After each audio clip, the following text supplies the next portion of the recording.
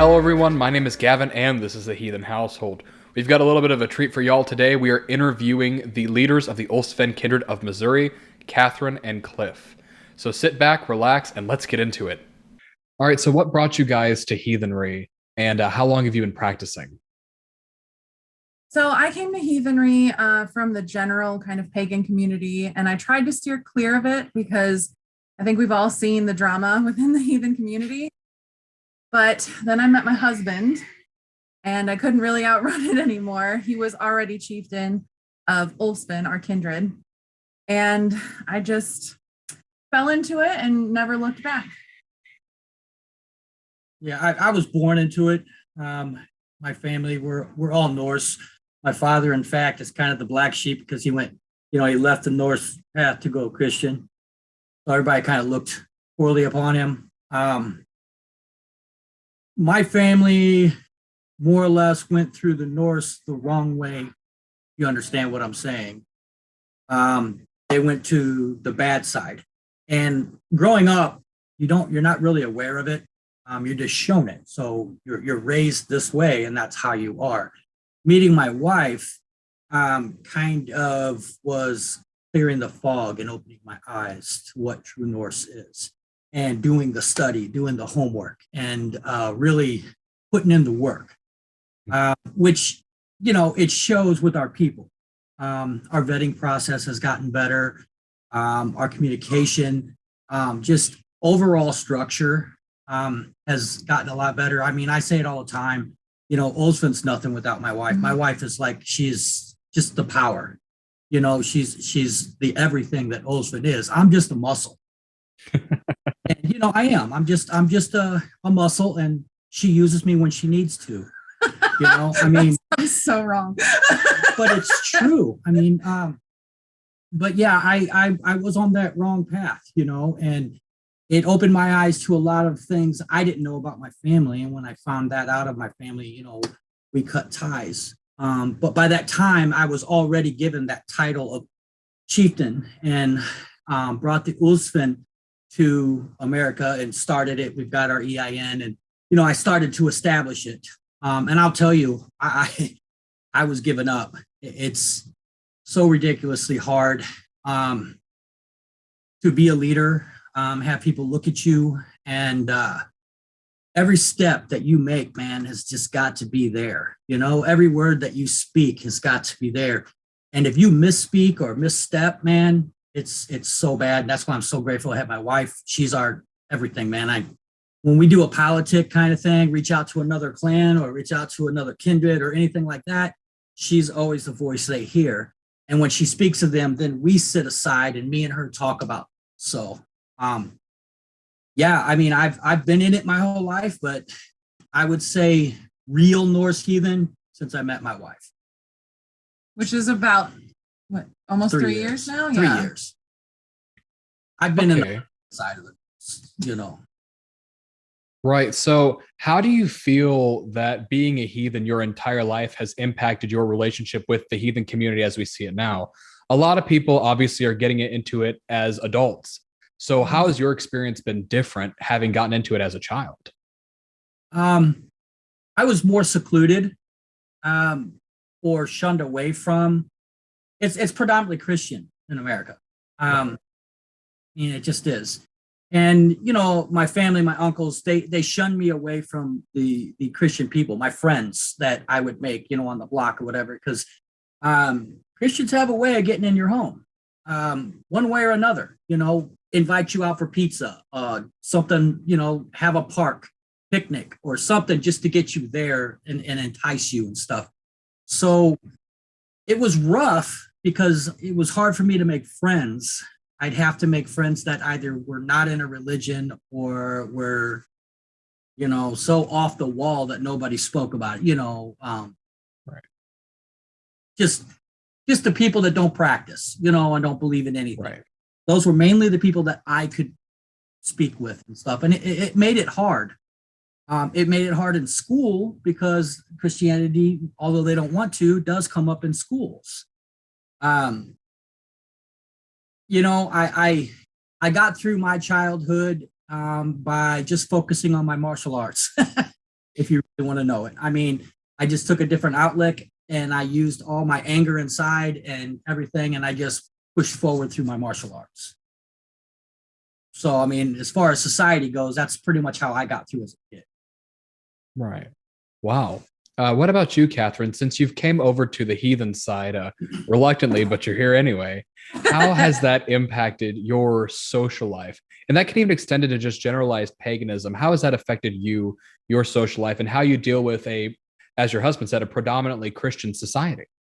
Yeah, I don't know if it's just because I grew up in California and he grew up here, like in Illinois and Missouri in the Midwest, that I had a very different upbringing.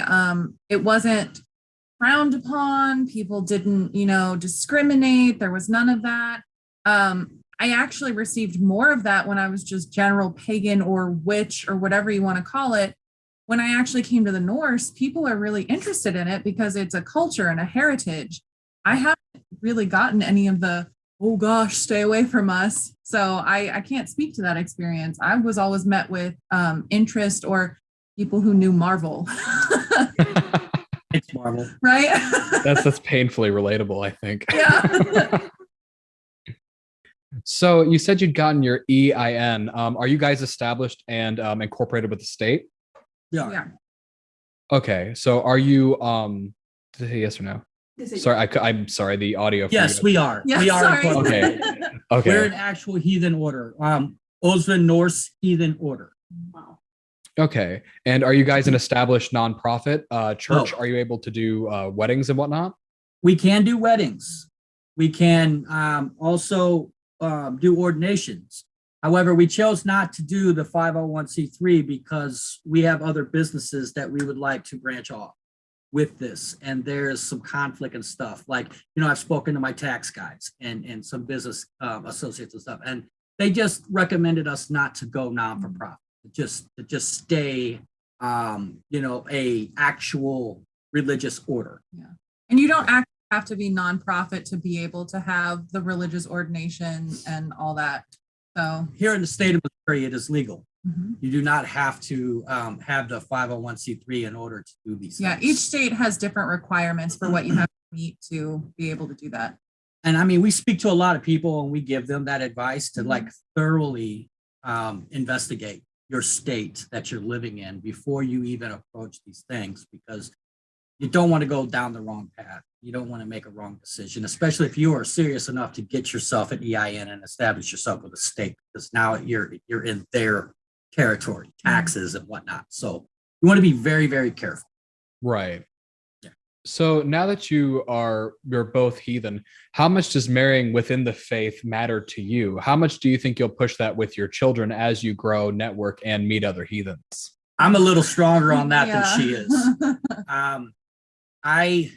I won't accept a wedding or a marriage unless it's heathen, Norse heathen. I don't think it could be just my willful ignorance. I don't know. I don't recognize it as a real marriage, because if you don't do it the right way and you're trying to live Norse and you marry Christian, I look at it wrong. And I'm trying to change my views and I'm trying not to be so hardcore with things, but it's very hard. And I've spoken, to our kindred and stuff, and I've let them know we have those who are married that did not do it the Norse way, but a chest beater, and I raised my voice and beat a papa or whatever. And I'm like, I don't recognize your marriage because you didn't do it in front of us or our gods. You didn't do it the right way. You didn't give the offerings and such. So I'm stronger on that. I really don't know where her view is. As far as our children, yeah, she's probably going to be beating me in the head, because if there's ever a guy that's ever going to be good enough to even get that close to my daughter. Right. I know exactly what you mean. I've got one of my own.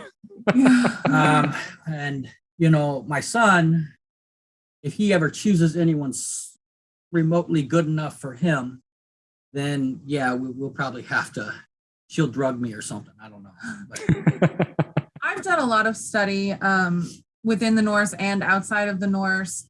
And for me, I don't think while I choose Norse, North, while I choose Norse, that any other path is necessarily inferior or superior. I think people choose what works for their lives and works for, their souls and what they need to get out of religion.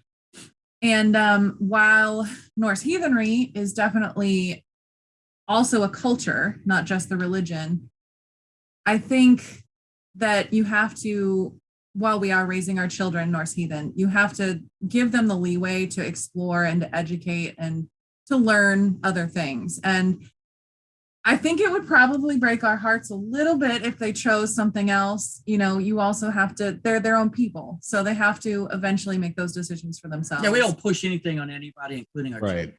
I agree with her on letting them, make their choice. But if you make your choice, it's your choice. There's no, Right. I made it, but now I'm not. Because that's the fastest way to enrage me, make me angry. And it would even be 100 times more if it was our children that did that. They're like, I want to be Norse, and they make that choice and start that journey and then stop. I would be upset. I would be very angry. But I agree. You should let them explore, let them make up their own mind, because we don't push this on anybody. And that also extends to, their partners and whatnot. Right. And while I do think it's difficult, especially with Norse heathenry and say, a Christian or, a Jewish person or a Muslim or something, because the cultural aspects that go along with that in some ways are a little bit diametrically opposed to the way heathen culture works. So I think if you're not really practicing, then that can work. But if you're both practicing, I think at some point there's going to be contention, whether you want to admit that or not. And that can be difficult for relationships. Certainly. But I don't think that can't be worked through. It depends on the situation, I suppose. We're both Norse, and our relationship we are at ends. Not because of heathenry. Right. Any relationship's going to have problems. But if you throw the religion and stuff aspect into it as well, it makes it just that much. That's true. So we're blessed, beautiful children, beautiful wife, our kindred, but we've suffered. Good beard. Yeah, I apologize. I didn't straighten my beard or anything. That's okay. But I am poor, so so yeah, I really am trying to allow freeway with our kids, but I can say I am old school. I was raised by those old knuckles, those old guys. And in my heart of hearts, man, I am Norse, and that's what I want my kids to be. And I'm trying to combine that with a more agreeable nature, if you will. I think what I'm hearing, and for me, is that the morality and the cultural and familial traditions are more what's important for us to pass on than necessarily the religion itself. Yes. So raising them in that, and they get all the traditions and stuff. And, even if they do choose to walk a different path, I think they'll always have those and carry those, and definitely their ancestors with them. So politician. You understand what I'm saying now? I just have a different way of speaking than she does. So when we do these things, I rely more on her. I'm trying right now to be more open and speak. But she'll be jumping in a lot. Well, no, it's great to have you both on here. It's especially nice when people have slightly different views and slightly different styles. It's definitely appreciated. Yeah. We definitely do. I'm very warrior. And he says that as somebody who's a retired Army Ranger. So he's not just okay.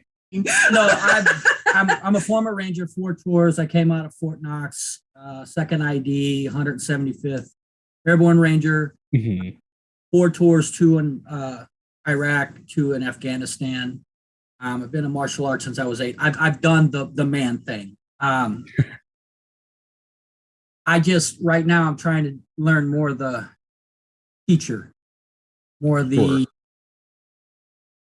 educator, the slow your roll, don't beat your chest and scream all the time.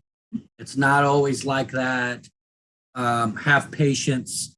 That's very, very hard. And I give all the props to anyone and everyone, teachers, no matter who they are, that do stuff like that, because being a man like me, it is, I would rather lift a building.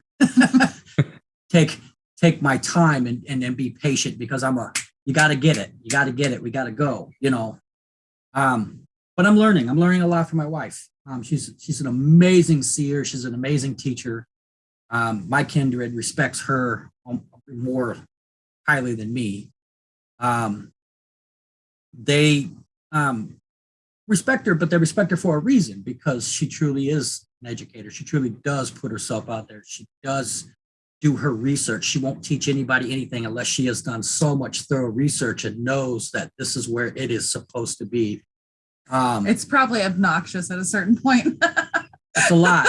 It's a lot, but that's who we are. We never stop learning, And I don't think we'll ever learn enough about Norse heathenry, I mean, to be completely honest. You said it in one of your videos, I think. It is a religion of homework. Absolutely. That all the time. We say that to any people that want to come and join and whatnot. We're like, listen, we got to warn you. This isn't like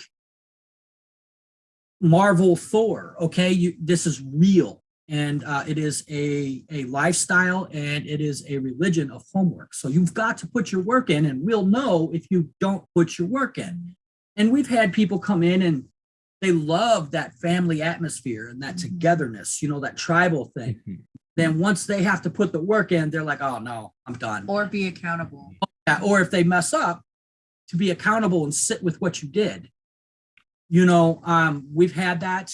We've had a lot of setbacks, in the years we've been doing this. We've had our heart broken many times. I think a lot of that can be attributed to society, though, at large, because society has kind of grown into this, people aren't really held accountable in the fact that they can just be like, oh, well, I'm enough as I am. And it's like, while that is true, while each person, is a whole person, when you become part of a tribe, you are accountable to that tribe. You are a part of the whole. And, well, more so, we have bylaws. And whenever we do things like this, we call a Þing or we have a meeting. I'm the first one. I beat my people up with the bylaws. I pull them out, I highlight them, I go over them before I speak to my people, and I'm like, look, this is what we all agreed on. This is what was signed off on. We did the whole meeting thing. You broke this bylaw. You have got to be accountable. So that's my way of doing it. I just believe it's easier, and I can disconnect a little bit emotionally if I just have my paper and subsection 3C, you broke this. It helps me. Otherwise, I get really, really emotional because I love my people and love my heritage, and I love Ulfsven so much, and I care so much, and I have so much want for them that when someone does something wrong and it may look poorly upon us, I get really hurt personally, and I lash out, and I'm trying to learn that as a growth, if you will. I'm growing, and I'm learning to hold my breath more and to think more thoroughly before I speak.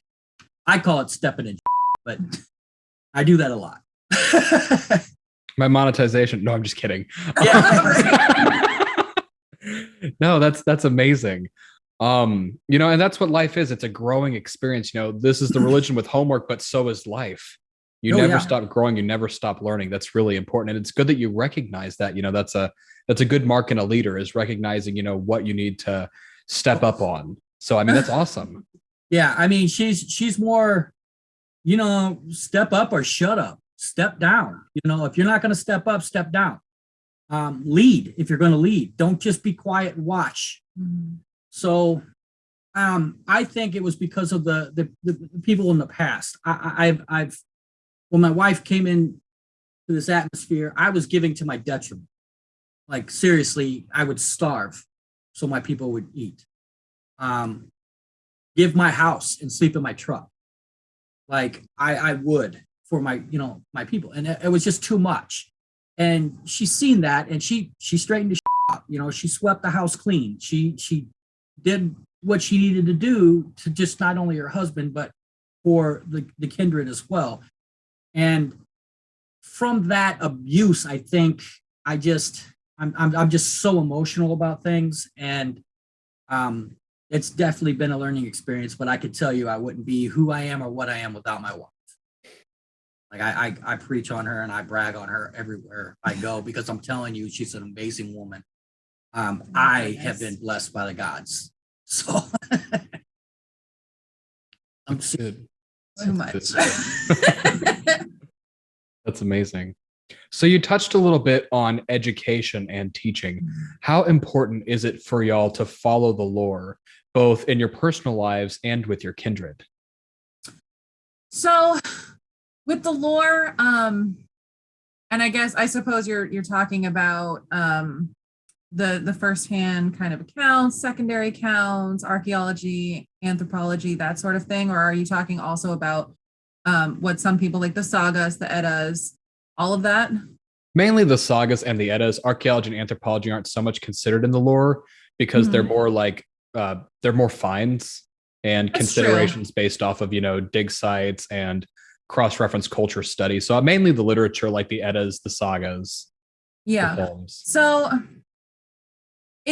I think that it's important to take into account how these things were written down, and that while we have some very clear things about like how to hold blood and symbol and that sort of thing, there are also things that aren't as clear, or things if you don't have those other things like the finds, the worldview and stuff of Arch-Heathens, that you're kind of going to miss the context of. So what I tell our people, and anybody really who will listen, is that worldview comes before lore and mythology. And that's just because if you don't have the context of how and why Norse people did what they did, in the Proto-Germanic ages and whatnot, then you're going to miss it. Like, there are beard debates about whether it's necessary in heathenry for a man. There's the concept of ergi and stuff like that. And I think people really misuse those concepts because they don't understand how they really applied in Arch-Heathen times. So the lore is important, but I think more so than that, worldview and like the cultural aspects become more important to the understanding of the lore. So, go ahead. No, that's it. So, where do you feel like you're reconstructing the worldview from, if not from the sagas? I mean, some of them are. I think that some clear understandings of it come from some of those secondary sources. Things like Tacitus, stuff that's not necessarily like prose. And yes, the sagas do have some accounts. There are a lot of other accounts just from like history and like people who took the histories of battles and stuff like that. The sagas are a little bit, they're sagas. They're not necessarily like this is the historical accuracy of the timelines for people, or like why exactly they did things. It kind of gives you a little bit of what happened, but not necessarily like the hows, except in explicit places. So how about in your education for your kindred? What do you mainly teach? What do you use as sources to teach? So we do have them read the sagas, the Eddas, Havamal, all of those things. They do eventually, I will say, get to that. It's true. I generally start people with kind of an easier basics of, we have our Heathenry 101 course, which is just kind of like talking a little bit about the culture just to see if it really meshes with people. And when that happens, then I start them on like the harder homework. And I usually start people with The Viking Way by Neil Price. And then we kind of move on to harder stuff like, stuff by... We do. We have a year before people can become clan. Yeah, if you want to be kindred, that's fine. It's in the bylaw. You are kindred for a year, And this At least. year, at least, and this year is for us to not only to get to know you, but you to get to know us and our ways and stuff. And usually by the end of that year, though, I've argued to try to make it 2 years. It usually ends up being about a year and a half. Yeah, about a year and a half. No, by that year and a half, because they've already either messed up and are sitting with it and fix it and move forward and grow as a heathen, or they flip us the bird and they walk off, Especially I see like the entire list of all the reading that I have. She does on books. She does go. There is a lot of reading, and it does go into the Eddas and the Havamal, but there's also other accounts and other books that she goes to back that up and help. Me, I'm like I said, I'm the muscle. I focus more on, in my mind, a Norseman or a Norse woman should be able to build her home, his home, should be able to survive both summer and winter, and farm the land and defend that land. So as chieftain, I protect and grow, strengthen the clan. So my teachings are way different than hers. He does more of the physical, and I do more of like the knowledge and like the mental and I guess cultural aspects. Man, I show the men how to be a Norseman. And I don't know how to be a Norse woman, but I read on it and I try to understand it, and that's where we have positions in our land where there are somebody who teach the women that this is the way, this is what we do, this is our. But as far as her education, it's way more in depth. I mean, it's and you definitely cannot educate without the lore. I'm not saying that at all. You definitely need to understand those things as well. I just think they have to be in conjunction with stuff that gives them context. Because again, like with beards, when somebody's calling someone beardless, does it mean, oh, you don't have a beard, so you're not a man? No. This means you're young. No, it means you can't grow one. Well, Right. In the case of Njal, absolutely. Exactly. So, there's a little bit of context in that. So if you miss that, I think people then, because they're not doing the homework, they just take it and run with it however they see fit. And that's what we try to educate against. Right. Absolutely. That's a pretty common thing. Like you just said, missing the context, not actually doing the research part of the studying and just doing the face value reading. Mm-hmm. Yes. I absolutely agree with that. So when did you guys found Ulfsven? What made you found a kindred?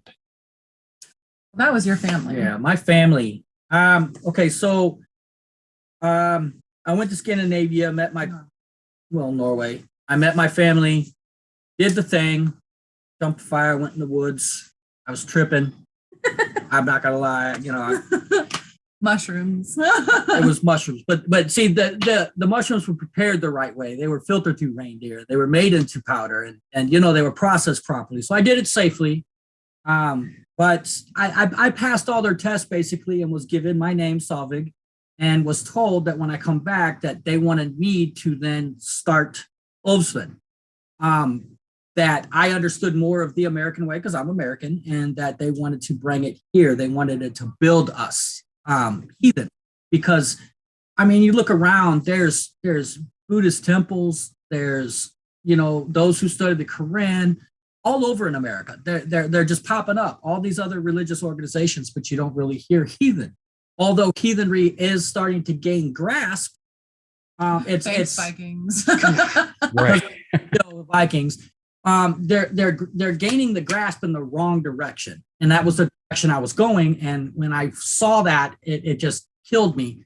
And literally can hear my ancestors weep, and that's what we are here for. Ulfsven wants the proper way. We want proper Norse heathens. We want to represent our ancestors and our gods and our clan. That's actually in part of I could say our oath that we take. We take it very, very seriously. We're not what I call blarpers. We're not To borrow a phrase from you, Orthodox heathenry. Yes. So I guess I got into it because I really didn't want to be a leader.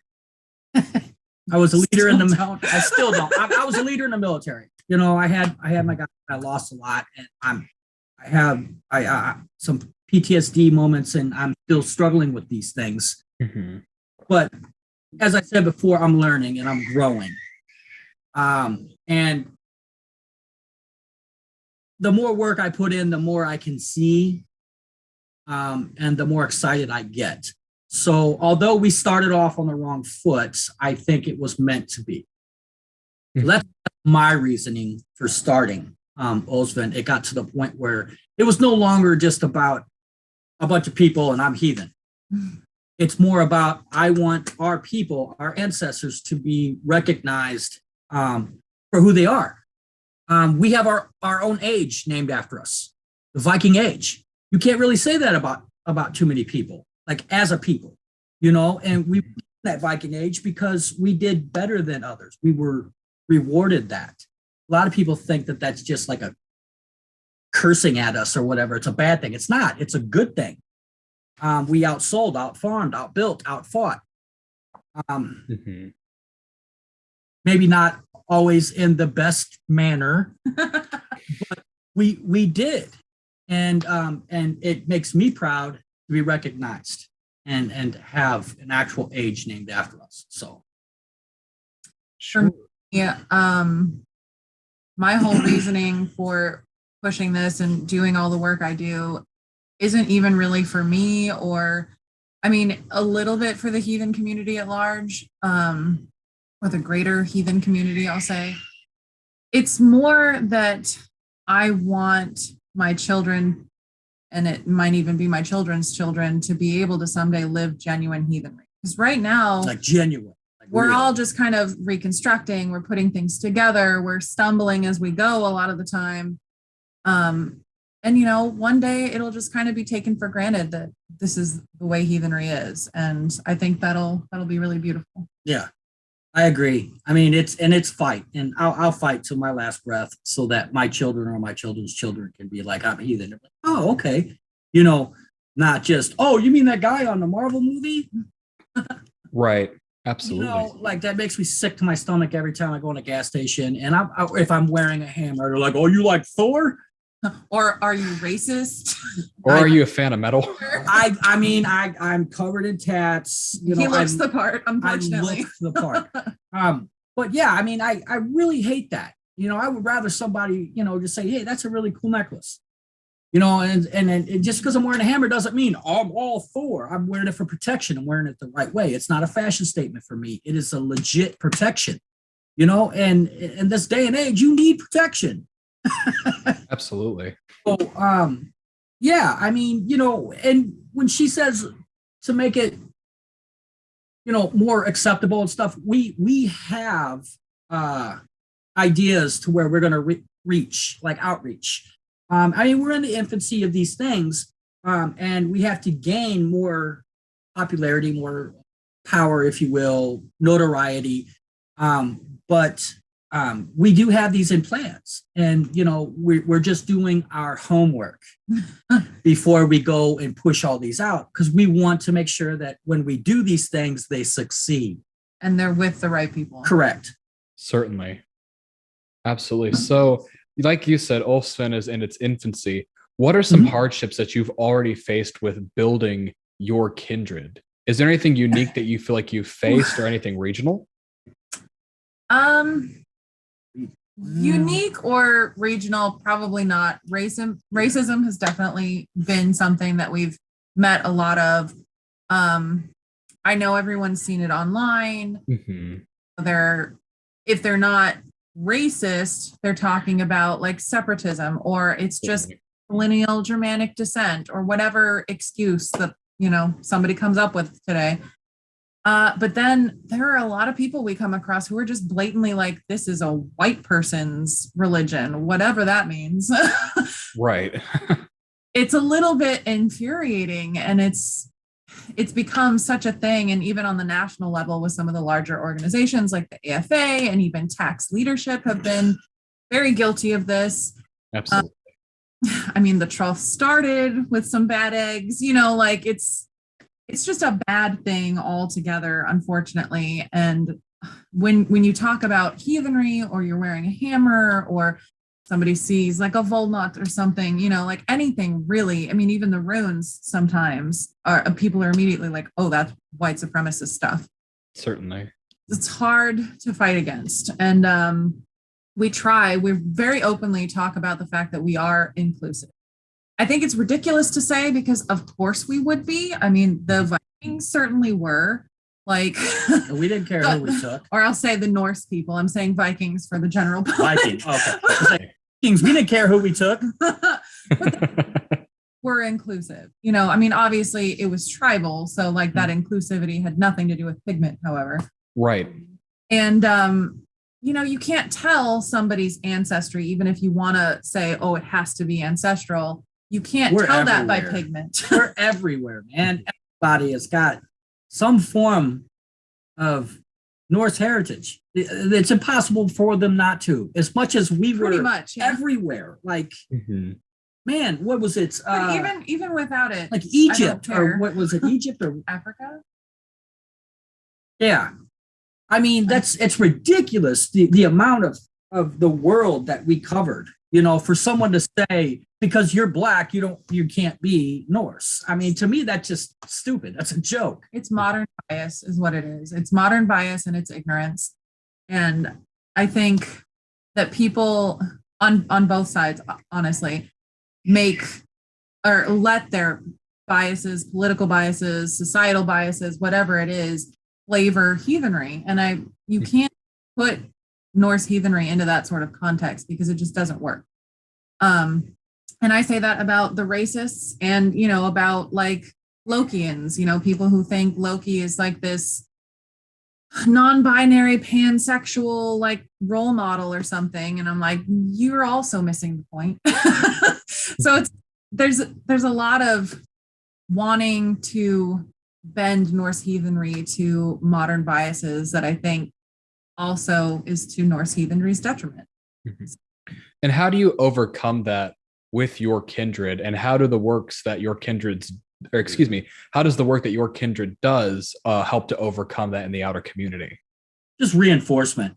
I mean, definitely education. Yeah. And we try to educate publicly. I'm definitely loud to the chagrin of a lot of people on the internet. I mean, it's mainly online now because of, the pandemic. Pandemic has shut that communication down, and it's crippled us to a certain extent. But she does a lot of network, a lot of out there on the internet. And as far as locally, we shut people down. Like when there are people who are just like racist or turning it in some like really extreme way and cannot be educated or unwilling to have that conversation, we're just like, nope. And like the people we are in communication with or networking with, we tell those people, hey, look out for this, and receipts. So, because you have to. I mean, that's one of the reasons I really want to network with people in the greater heathen community, because I don't want any sort of national organization. I think that defeats the whole tribal culture. However, I think it's important to have the lines of communication open, especially in this day and age when it's so easy to do so. Yeah, we want to stay Ulfsven. Yeah. But we want to be to where Ulfsven knows everybody all over the world. Well, that's a lot. I mean, I'm just saying, that's where a good goal. That's where we want to be, to where anybody, anywhere on the world can be like, hey, I'm gonna hit Ulfsven up real quick, But as far as to grow Ulfsven, no, I don't want it that big. I want my family to my inner to stay a certain amount, for my outer to be big, but my inner's got to be a certain number. It's just too much for me. It's true. Certainly. A lot of cats to herd. Yeah. No kidding. Cats. So with that community outreach, how do you outreach into the community? What are some of your standards that you have established for people that you will and you won't do business with? What are your methods for reaching out? So one of the first things I ask, and I learned this from somebody else in our local community, and that is the best way to ask this question is, how do you feel about non-whites in Norse heathenry? And the way you word that gives people all the room to tell you exactly who they are. Yeah, give them just enough rope to hang themselves with usually. And some people answer that really well. They do all the right things. They say all the right things. They're hospitable. And then what I do, regardless of how wonderful these people seem, is I go and I do my homework. I Facebook stalk, I snoop, I Google. Like, there are some background checks. I'm not going to lie, because you can't be too safe. And then you find out where they've been beforehand, and you go get Gefrain reports. And there's been a lot of stuff that has come out. I've had some really sketchy people pop up into my inbox just because I was asking about Gefrain reports. They're on the list, right? There was a leader of an SPLC registered hate group. Like, they have them listed as a white nationalist hate group, and he popped up into my inbox because I was asking about another individual. And that's a little bit jarring sometimes when we're just trying to kind of like see if somebody's on the up and up, and out pops these people that are like, oh no, we definitely don't want anything to do with that. And, even if that person has gone and changed from who they were, sometimes it's just the amount of drama that comes with them, the amount of like shady stuff that happened, if they're not taking accountability for that publicly, if they get defensive about it then when you ask them. Those are all things we kind of we're sharing that luck. Exactly. And I'm not going to, my luck with somebody that has been through that type of life. I speaking personally been through that kind of life. I really do not, because I believe we've got our luck to where we're starting to change things. And to bring in that kind of luck is just not, that's just not good. And again, I'm a little bit probably more lenient about that, as far as like, if somebody has gone through that, like my husband, and turns around and says, hey, this is what I did. It was wrong. I learned different. This is what I'm doing now. And like publicly owns that, I'll give you the benefit of the doubt. And then I'm a little different, because we've done that, and then we've had it, and he publicly did it, and he said it, and he owned it, and he went through the thing, and then turned out to be just as much of a bag as these other guys. So my heart got broken, because I invest. We invest in people, and I can't help but take that personally. And to this day, I'm still hurting. Because I invest, I give of myself.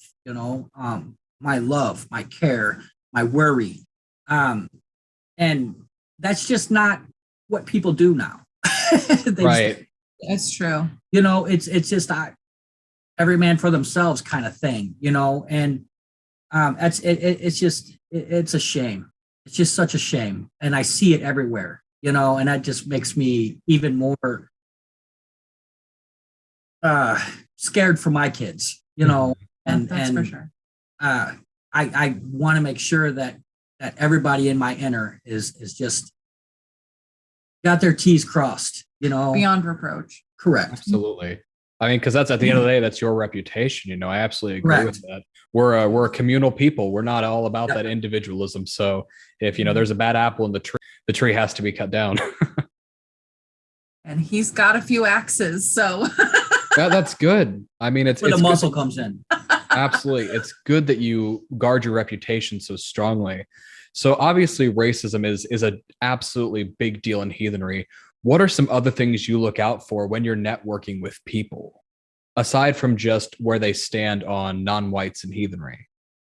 Yeah, I mean, politics as a whole, you can't be completely apolitical. I think we like to think that, but I think you can't be ignorant to it, is what I'll say. As a people. That's true too, but Norse heathen politics are different from larger societal politics. Right. So you can't be ignorant of those things. You have to be kind of knowledgeable. And yes, there are some stances that I think will divide people among tribal lines. And I think it's important that your inner at least has some sort of consensus as to what, like how you feel about major things. Not every little thing. I mean, we definitely have our disagreements and stuff like that, even between us. Mhm. But I think, again, I always come back to accountability.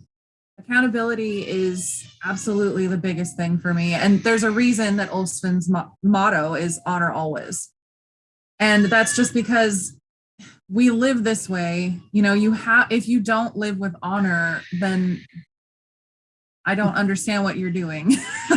Right. Absolutely. Transparent to a fault. So maybe that's just me.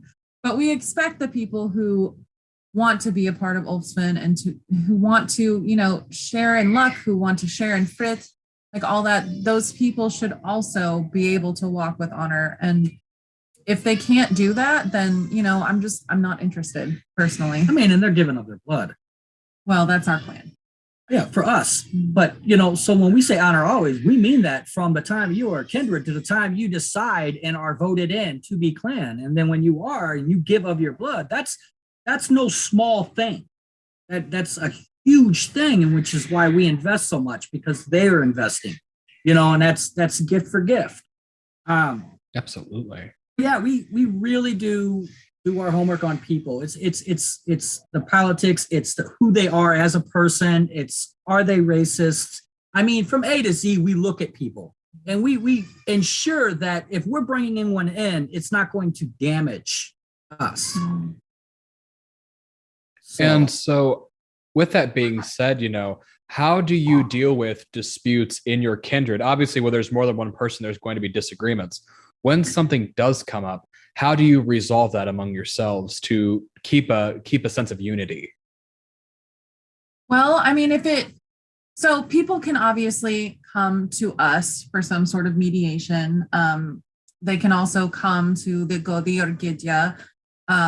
There's specifically more in our tribe, at least, kind of roles of counseling, and physical health aid, that sort of thing. But if it comes outside of that, if the problem becomes such a large problem that it becomes, known to all of the clan, if it starts affecting the clan as a whole, being a detriment in some sort of way, then it comes down to a Þing. And so somebody will call a Þing. Either an injured party decides to call a Þing, or one of us will decide to call one because we're like, okay, we've had enough. Now we're calling Þing. And what that is we get the entire kindred together. We all sit down. Everyone has their voice. Our law speaker presides, which is this one right now, which he hates because he has to be impartial. And we kind of rule, about the party or the situation as best befits the clan as per the bylaws. So it stops becoming about the individual if you make it everyone's problem. Mm-hmm. Come to us as a clan, you say, this is my problem. Now it's the clan's issue. So now if it benefits or hurts the clan, that's what we look at. Not you as an individual, because you came to us as an individual that you couldn't solve this yourself. Mm-hmm. And we do it. I mean, it's we don't pull no punches. I mean, everybody has their say. I listen to everybody. And I do separate myself from everything, which is why when I said earlier, I keep the bylaws and I beat them to death with the bylaws. But I want that, because if you ever came to us and we have a team, that's what I'm going off of. Straight up our bylaws, our law, I know we have societal law, obviously, but within our people, if you break these, And then we do also have wergild, that we kind of decide as a group. And anytime anybody takes an oath, aside from the clan oath, when an oath is taken, wergild is decided at that time what it will be if the oath is broken. Yeah, you break that oath. Mm-hmm. You break, okay, you're giving me an oath. If you break this is what we expect. Mm-hmm. And it could be expulsion from the clan. I mean, if it's bad enough. So we definitely have to take a hard stance on some of the things, and it gets hard because you emotionally invest in these people. Mm-hmm. But I believe that if you don't take that stand, and it may be the military in me, that they won't have uniformity. They won't have structure. They won't everybody for themselves and just, I'm good enough, Well, by our bylaw, you're not. Yeah. Right. Your actions by our bylaw, you're not. So we have that to back us up. That's why we structured it that way, and we restructure. We'll call a meeting to add or to remove things. Yeah, it's a living document. Yeah, it's absolutely. And I hope in the many years to come that we have ourselves the document, and this is Ulfsven. Well, it's already 11 pages, so good amount of bylaws. We put work. Me and my wife have stayed up almost all night on most things, when we were creating and putting down on paper, and before we voted on it and before we presented it to everybody, my wife is one of those people, man. She puts work in. And I mean, I can think back of many times I just wanted to go to sleep. I was just tired. Can we do this in the morning? No, we're taking care of it now. Yeah. Without that, we wouldn't be where we are, and that's, it's an incredible thing when you go through it and you see it start to breathe and you see it start to grow. It actually gives you air and helps your momentum forward. Instead of the wind coming from my sails, it's going into my sails. Now I have motion. We're not physically pulling the oars. Sorry to use his references, Rowing but that's metaphors. what I am. Yeah, it's what I am. Oh, you're such a stereotype, but I love you. That's awesome. So for those who are interested in this, how often is it that you find that people tend to abide by the judgments that you pass using a thing? Do you find that your members typically tend to take that seriously? Yeah, they do. They do now. But that was part of why the bylaws came in creation, is because at the beginning we were with some people who really didn't, who were just kind of like LARPing about. Right. And it kind of sussed those people out, and it will, when you hold people accountable as a group, especially, there's a little bit of swallowing of pride that has to be done for somebody to really take that judgment in and be like, you know what, you're right. It's time for me to grow, or it's time for me to stop this, or it's time for me to step up in some way or apologize. And people really have a hard time with that. That's just Norse. Absolutely. In my mind, I call it strength, and I don't respect weakness in that manner. You're choosing a way. By choosing this way, you have to become that way. If you are not, what are you doing? You're wasting our time and your time. So we did have an issue in the beginning, but now, it's law is law. I mean, we just had not too long ago, everybody's doing exactly what they're supposed to be doing. Everybody held themselves accountable. It's awesome when it works that way. It's fantastic. Yeah. I mean, and I'm proud of them for that, and it definitely has taken a lot of heartbreak to get to where we are.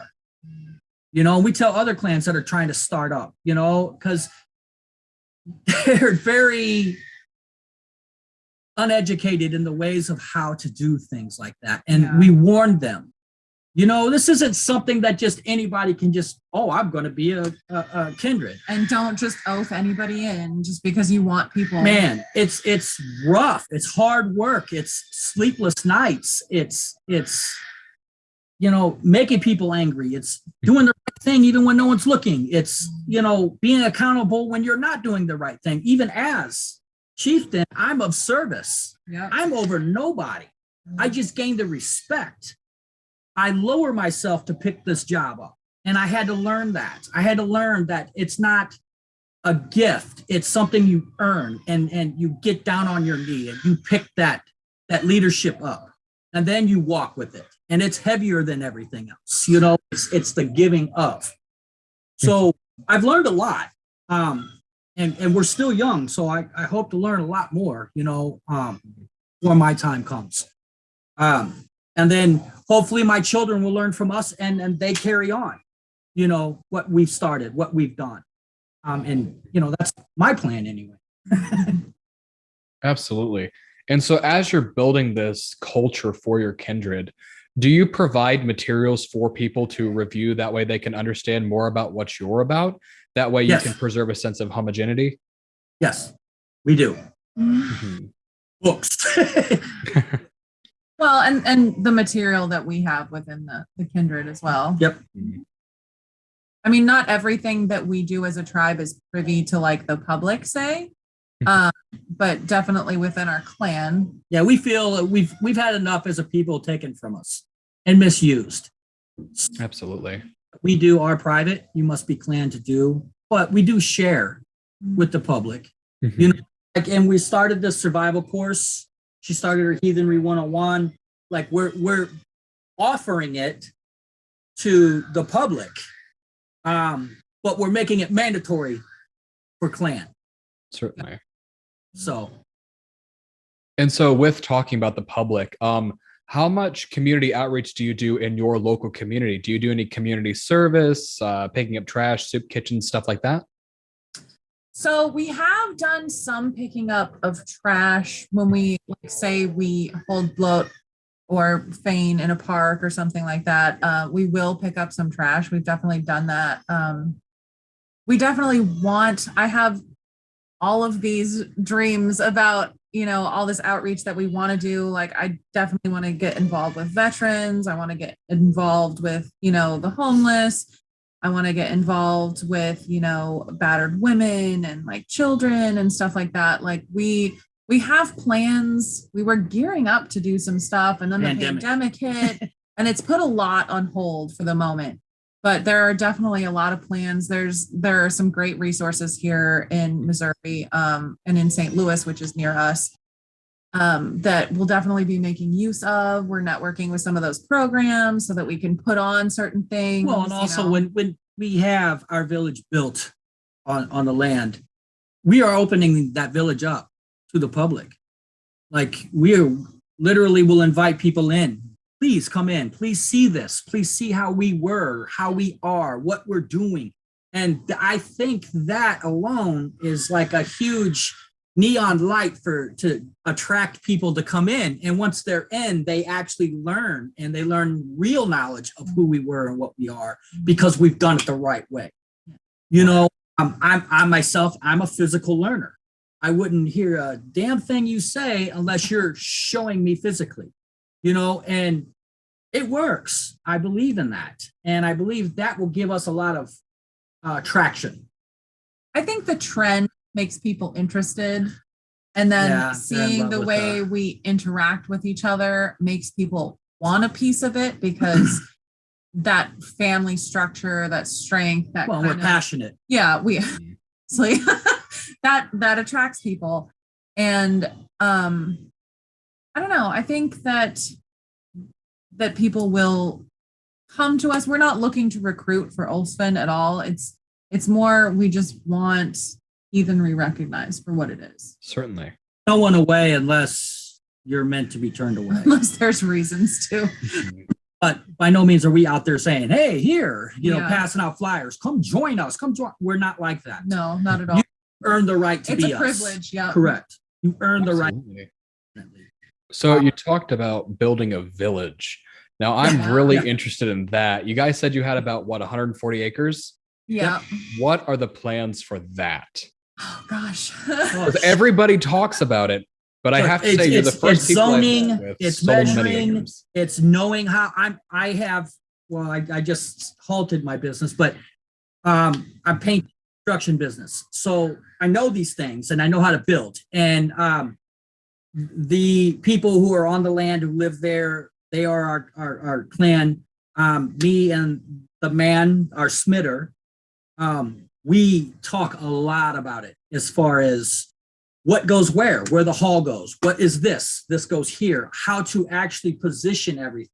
So right now, all we're doing is mapping everything out and making sure, you know, okay, the ammonia line goes here. We want to be away from the ammonia line and stuff like that, right? So it's more flagging and zoning and stuff like that before the build. Certainly. But I will say that breaking ground will probably happen this year. Oh yeah, it's definitely going to happen this year, breaking ground. Wow. So, yeah. Oh yeah. And, you know, that goes into play also with our survival course, because I'm going out and we're actually making like a small camp. So where you come and you stay, but then you got to go off with us and build your own shelter into the woods and build your own shelter, make your own food, survive. But we're there to protect you if you fail. Yeah. We're teaching you through physical action. So yeah, we definitely have all of these plans, and they are in motion. And like she said, this year we're going to be breaking ground. I mean, we've got all the tools, man. Bulldozer, farm. So we have the farm equipment and stuff. And I'm excited about it. I wish I could just clap my hand and have it done. Absolutely. But I know it's going to be just ridiculous hard work, sometimes working through the nights just to get the things done. But with my passion and Trav's passion and what we want, and we have the same vision, I believe that within the next 2 years, we'll have it. Just solid every day on it. We're actually planning on moving out there on the land. And once I'm out there, it's every day for me. That's my life, and once we have it, we want to invite news. We want to invite all the groups, you guys as well. We would send invitations to like, definitely, please come out, come to our fire, come at our hall, see who we are. Because that just makes us meet more people and have more friends, and then actually have that satisfaction of knowing that if you weren't educated, you are now, and you're leaving with that. And that was something that Ulfsven gave you. Yeah. That's awesome. So did you procure this land specifically for your kindred, or is this land passed down to you? It's passed down. Yeah, it was family. That's awesome. I mean, what a good way to put land towards. Right? That's amazing. I mean, what an opportunity. That was definitely, the gods were with us on that one. Oh, yeah. Absolutely. Well, success follows success. I mean, that's some luck you've got there. That's awesome. We worked very hard on it. Very, very. I'm sure. Well, there's going to be a lot of hard work later too. I mean, I don't mind the physical load. Sure not. That's just motion, man. That's, it's emotional and mental. That's hard for me personally. Man, I'm a workhorse. That's why we work well together. Yeah, I'm built for work. I mean, just built for it. So physically, it's no problem. It's that emotional load it's really hard for me, and she carries it like I carry physical load. So it's we're each other's left and right hand. Like I couldn't have found a better wife, man. I gotta tell you. That's awesome. I'm super blessed. I know she wants to kill me some nights, but we screw up, but you face what you did, you try to fix it, and you just work harder. Absolutely. What we do. That's awesome. I love her too much to quit. Oh gosh. That's awesome. That is awesome. We love to hear it. I mean, we're the Heathen household for a reason. We love family. We love love. I mean, it's awesome to see a healthy, picturesque heathen marriage. Oh gosh. It's amazing. Well, you know what I mean. All marriages have their problems. I mean, that's part of being married, growing together. It is. That's awesome. There's a lot of growth that happens, but that's good. Amazing. So what are some of the programs that you have using the land that you have? So actually all the programs will end up being on the land. We have the survival courses. We've kind of mentioned that a couple of times. The Heathenry 101 will generally be kind of like a digital thing. We're working on that. The Ulfsven website will be coming at some point. We didn't realize it was that big a deal to have one, but apparently it is in this day and age. So that's coming. Martial arts.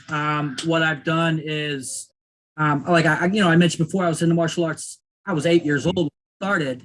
That's how I carried out a lot of my aggression and stuff. So I've achieved a lot in the many years of being in the martial arts. I'm an actual advisory member to the Kukiwan in Korea. Oh wow! Grandmaster. And I am a legal grandmaster, which I got my grandmaster in the Kukiwan, as well as mixed my own martial arts. It was a mixed martial art, but now I made it an actual martial art. Stav Maga And what I did is I took the art of Glima, our people's martial art, and I combined it with the martial arts of Korea, Japan, everything that I learned through all of my teachings, Aikido, Hapkido, and I do it in a succession kind of thing. You have to, learn to walk before you run, and by the end of it, you are an edged weapon and a hand master. Reach your black belt level, and then we are nationally recognized as well. So when you belt, you're belted and you're recognized because, as I mentioned, I'm not an illegal. I actually went through the proper channels in order to become that. Mm-hmm. And in martial arts is politics, which is why I hate politics, because becoming a grandmaster and the advisory member, that's a lot of politics, especially for an American guy in a Asian martial art. There's very few of us, not very many of us, including Steven Seagal, that put so much into it that they get it back. So yeah, we have that martial art program. There's the Smitter program. That our blacksmith has put together. He's fantastic. So we'll be teaching, smithing. Yeah. And we're working on, makers and stuff. Like we teach you how to sew and teach you how to. But those are just kind of like basic, like tablet home ec type of. Yeah, I'm learning how to tablet weave right now, which is very exciting.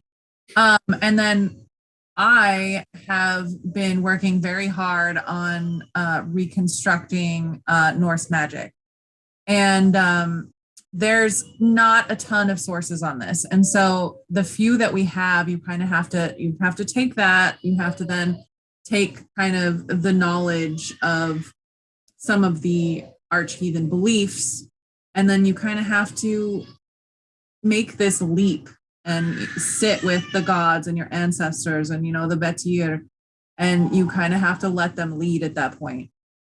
And it's worked. Well, I've been teaching already. I call it the Seder program because I kind of use Seder as an umbrella to talk about, Galdur and all of the Norse magics. And that has been a very interesting and fulfilling aspect of my life. And then we also have our Goda program, and both of those do end with ordination. So either counseling. Within the Seder program, it's Volor or Vitkar, and within the Goda program, it's Goli and Gitya. So we have those, and we kind of take those as, like us, we're two halves, like two sides of things. That with the Godi and like the vulva, for instance, the vulva kind of takes care of your spiritual, your metaphysical well-being. Whereas the Gothi and Gidya, they kind of take care of more of like your physical and mental. Your life experience. Mm-hmm. Mm-hmm. And so those are kind of the roles within our tribe. And I know that other tribes will do that differently because, let's be honest, all of the Norse magic stuff at this point is entirely, reconstructed to the best of Absolutely. We're all modern, and we make no bones about that. So we do that. And that's ordination. And then within our tribe, if you have gone through both programs, then you can use the title of seer, which is a neutral title. But seer is the neutral title. So those are the programs we've got now. It's really interesting. It's awesome to see some programs up and going. So where do you see, speaking of up and going, where do you see Ulfsven going in the future? What's your 5-year, 10-year plan? Where do you want to be? I was going to say, yeah, we want to be on the land in the village. Mm-hmm. Having open our village for people to come and be married and events. Yeah, I would love to do that. That'd be fun. An actual, real, authentic, not Marvel, not Viking just, show. Yeah. A hand fasting in costume. Yeah. Right. I want us to have our outreach programs in full effect, showers for the homeless, food for the homeless, clothes for the homeless, helping battered women and children.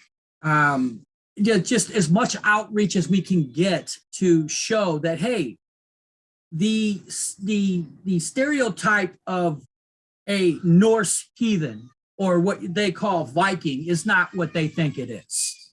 Mhm. We are a tribe. We do care. We do help. We are a strong people, but we do help, and we do want to do these things, It's part of the gifting cycle. Correct. Too. I mean, we're just more, I guess you would call us more abrasive. Maybe we're a little thicker skinned. Well, you got to be thick skinned. If you face the that you did, and sit with it and actually go through it and work through it and gain a better sense of yourself and grow, you got to have thick skin. You can't do it with thin skin. It just won't work. Absolutely. That's my 5 year is the land, the village, all the programs up and running strong, and the outreach. I would certainly like to be teaching on a national level. Yeah, that's kind of my 5 I mean, I tell her all the time she needs to be in front of people giving lectures. And I'm serious about that because and here in the Midwest, I don't know a group or a person that is more in depth or more knowledgeable or puts as much energy into learning or teaching than she does. And she doesn't want to accept that, but I'm telling you, sir, I sit back and I watch because it's my wife. I live with her. I see her every day and I see the work she puts in and we have twins.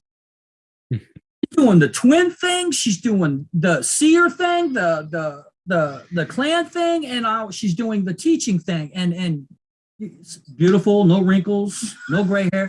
I mean, come on, man. That's amazing woman, and when for them props, she's so humble about it. But she seriously needs to be in front of people saying, yeah, listen, that I really, really, really want for her. I do. And I won't ever stop pushing for that. So there's my 5 year. 10 year, I couldn't even tell you. Because, just in the last 3 years, the direction has changed so much that I feel like, it very well could. So I'm kind of like leaving it open to wherever we end up going. Yeah. Mm-hmm. And here I'm like, I couldn't tell you. But forward, definitely forward. I mean, that's the best direction. That's awesome. Well, I think those are all the questions that we have. And that was Kathryn and Cliff of Ulfsven Kindred of Missouri. We were super excited to bring them on. We hope that you guys enjoyed that awesome interview, and we'll see you in our next video. Don't forget to like and subscribe if you like content like this. Let us know, and hit that bell button for future videos.